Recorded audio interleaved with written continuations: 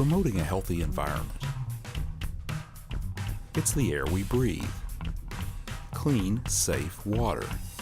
Responsible management of our natural resources. We protect and restore for a sustainable future. Environment matters. It's the largest stream restoration initiative ever undertaken in the state of West Virginia, and as the project nears completion, it's already producing positive results throughout the entire watershed. Plus, it shows people that there's an alternative waste stream. Instead of throwing it away or throwing it in a barn and letting it rot, that there's a public out there that's looking for this kind of stuff. We'll meet the stars of the popular DIY network TV show Salvage Dogs. Mike Whiteside and Robert Culp, co-owners of Black Dog Salvage, a business specializing in architectural salvage, spoke recently at the West Virginia Solid Waste Conference. Hello everybody, and welcome to another edition of Environment Matters. I'm Greg Adolphson with the West Virginia Department of Environmental Protection. But first, work at the Freedom Industries spill site has entered a new phase. The last of the remaining above-ground storage tanks have been removed from the site. Those remaining tanks had been used to store potentially contaminated groundwater and stormwater runoff from the site, but were replaced by double-walled Baker tanks. Tank demolition at the site began in July, and all 14 steel above-ground tanks, including Tank 396, which leaked the chemicals MCHM and PPH into the Elk River last January, have now been removed from the site.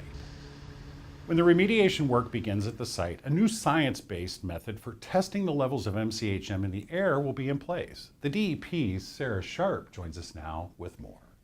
Greg, the U.S. EPA recently finalized its testing method, and at the request of the DEP, began taking baseline samples in and around the Freedom spill site. This is our sampling pump. So we program the pump for the desired time frame.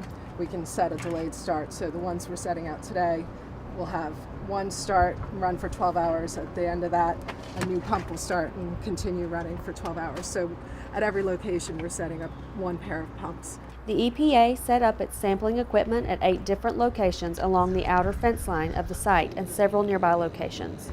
Each sample was collected over a 24-hour period while the site was undisturbed and then taken to an EPA mobile lab here in Kanawha County for analysis. The results will be used to establish a baseline level for airborne MCHM. The EPA has also developed a recommended short-term inhalation screening level for MCHM of 10 parts per billion. The EPA defines short-term as repeated exposure for at least 24 hours and up to 30 days. It's an additional tool that we're able to provide West Virginia DEP during their remediation process to inform decisions on any oversight or changes that they may see necessary during the process for the cleanup, just allowing them to have additional data and information for their decision making, and then we'll be able to consult with them and assist as requested. Based on the results of these tests, the DEP could require the environmental contractor handling the remediation to make adjustments to how the cleanup work is done to minimize potential impacts. There is a potential, obviously, when you are dealing with a contaminated soil, that some particles could become airborne and get into the air and you could smell that. So basically by having this air screening or air monitoring technology, we can use that data to possibly adjust how the remediation work is done to help lessen the impact. Based on the levels, we could change the scope of the work. We could work around certain weather conditions, for example, when there is high humidity, basically stagnant air that doesn't allow the materials to disperse, or we could put up additional barriers or fencing to help kind of mitigate any potential impacts from the MCHM in the air. The air sampling data can also be added to future MCHM studies.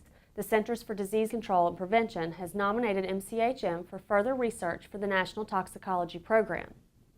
Following the January spill, the West Virginia legislature took action to require owners of above-ground storage tanks to register their tanks with the West Virginia Department of Environmental Protection.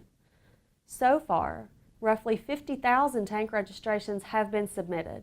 The deadline for submissions was October 1st. But the DEP continues to work with tank owners who are making a good faith effort to comply with the law.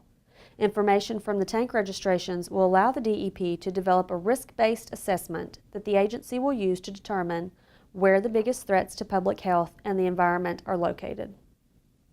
The program also requires tank owners to submit spill prevention response plans to the DEP. Those are due by December 3rd, as well as tank inspection certificates, which are due on January 1st. Greg, the specific requirements for each risk classification of tank are laid out in a draft interpretive rule. That rule is available for viewing on our website, along with links for frequently asked questions about the law, forms, contacts, and other helpful information. You can find it at dep.wv.gov. For Environment Matters, I'm Sarah Sharp. Thanks, Sarah. Like it or not, winter will be here before you know it, but cold temperatures won't be a problem for students at 4 Mercer County schools. That's thanks to a $2 million boiler upgrade funded in part by the DEP. But having warmer classrooms isn't the only benefit, as the DEP's Brianna Hickman found out.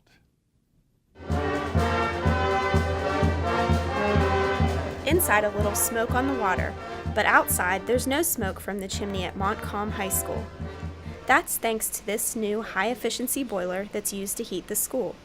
Montcalm, along with Spanishburg and Lashmeet-Matoka Elementary Schools and the Mercer County Technical Education Center, all got new boiler systems over the summer, and not a moment too soon.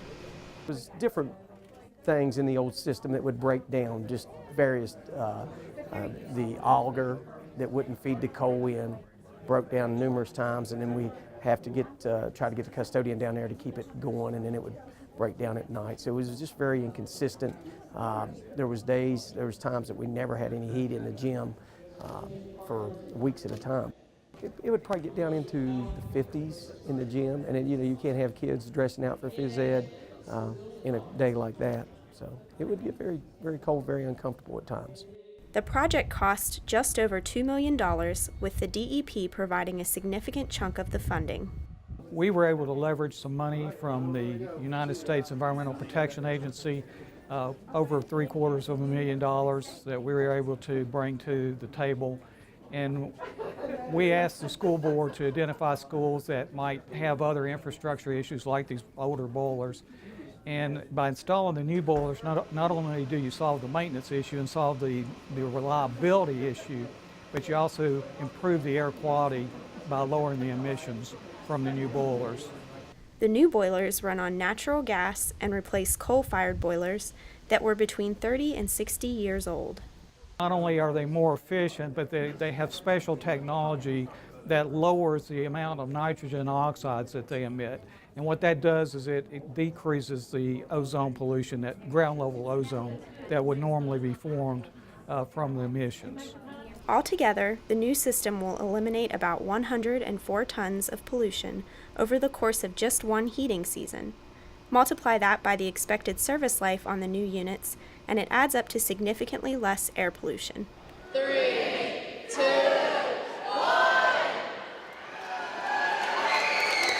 It means a lot more comfort to our students. We had tremendous problem the last couple years keeping the furnace, keeping heat in the building, keeping it consistent.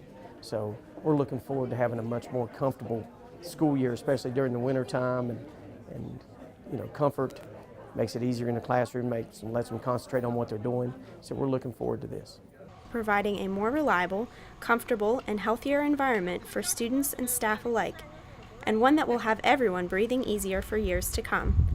In Mercer County, I'm Brianna Hickman for Environment Matters. Additional funding for the project was provided through a $1 million grant from the West Virginia School Building Authority and more than $318,000 from the Mercer County Board of Education.